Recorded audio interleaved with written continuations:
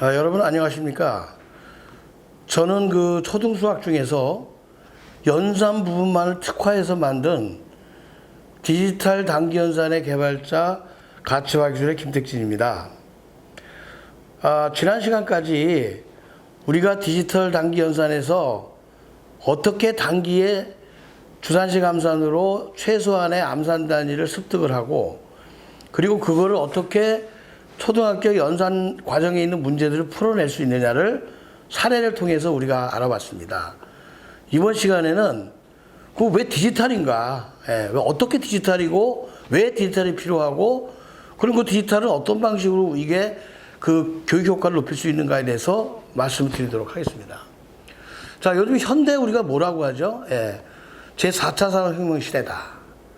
그래서 뭐 알파고 얘기도 나오고, 그 다음에 AI가 인공지능이죠. 뭐 그 얘기도 나오고, 그 다음에 뭐 빅데이터다, 또는 딥러닝이다, 이런 얘기도 많이 나오는 거거든요.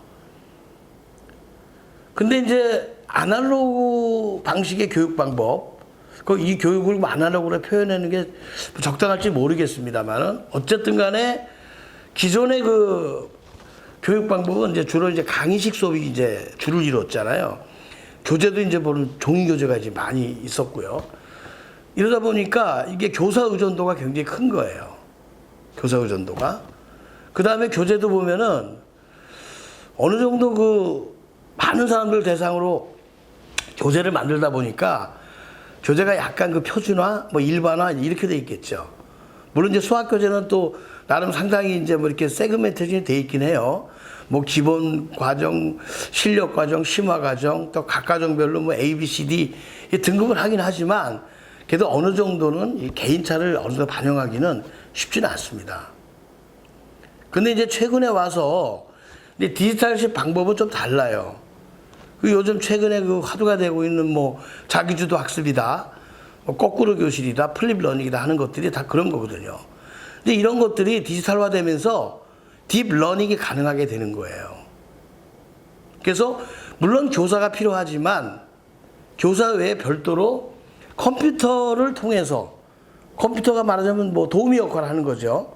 코칭 역할을 하면서 반응형으로 컴퓨터를 통해서 이제 학습을 하는, 이제 이게 바로 이제 디지털식 방식입니다.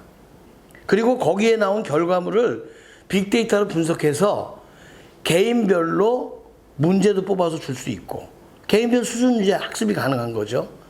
근데 이런 것들이 말하자면 이제 디지털화 되면서 이제 말하자면 교육 효과에 대한 그 기대치가 높아지는 겁니다. 저희 디지털 단기연산도 마찬가지예요. 저희도 물론 종이 교재가 있습니다. 그런데 주판도 아날로그가 아닌 이제 전자주판을 이제 쓰고요. 그 다음에 이제 디지털 콘텐츠가 또 상당히 이제 많이 개발이 되어 있습니다. 원래 이 주산이라는 거는요, 이게 뭐 이렇게 배우는 거는 그렇게 어렵지가 않아요. 숙달의 문제입니다. 이게 머릿속에 그리려면 상당한 이제 숙달을 많이 해야 되는데, 이게 이제 종이 교재하고 이제 주판만, 일반 주판만 가지고 확 하면 그 어린 학생들이 얼마나 지루하겠습니까, 이게. 그러니까 이게 여러 가지 방법을 써야 됩니다.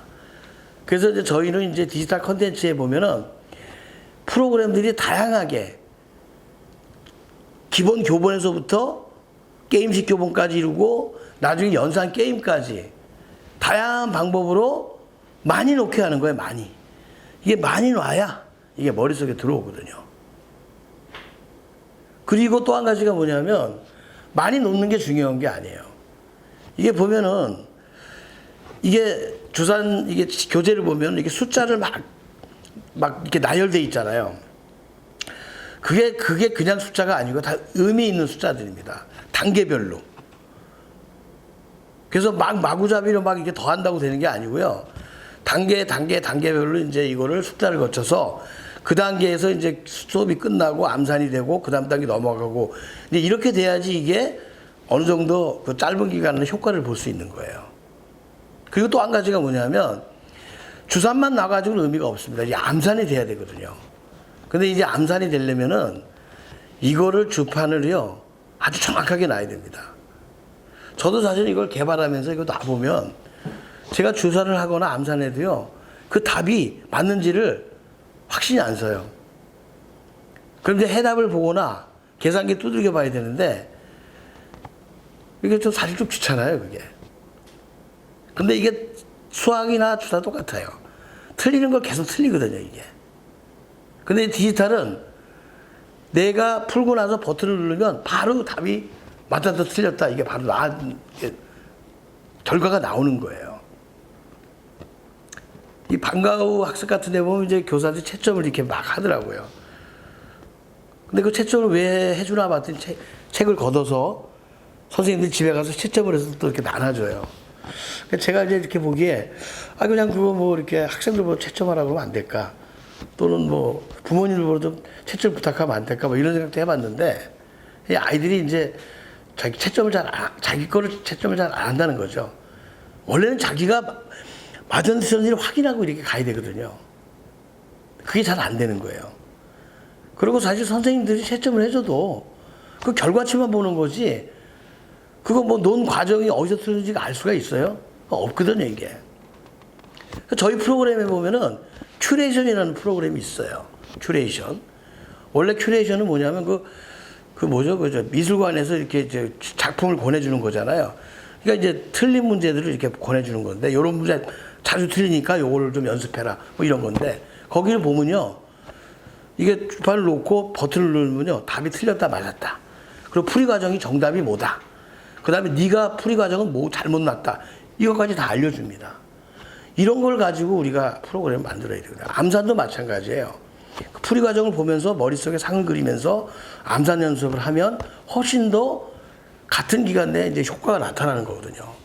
자, 그래서 결과적으로 주판이라는 게 이게 교사가 옆에서 봐도 잘 안 보여요. 손가락이 가리고. 그리고 답이 틀려도 복기가 안 됩니다. 바둑처럼. 결국은 컴퓨터하고 반응형으로 해야지만이 말하자면 짧은 기간에 그 효과가 극대화되는 거거든요. 그래서 요 다음 시간에는 저희가 지금 이제 제공하는 이 디지털 컨텐츠의 프로그램 종류들이 있는데 그거를 실제로 주판을 써면 전자주판을 써서 어떻게 이게 프로그램이 구성되어 있고 이것을 활용할 수 있는지에 대해서 말씀을 드리도록 하겠습니다.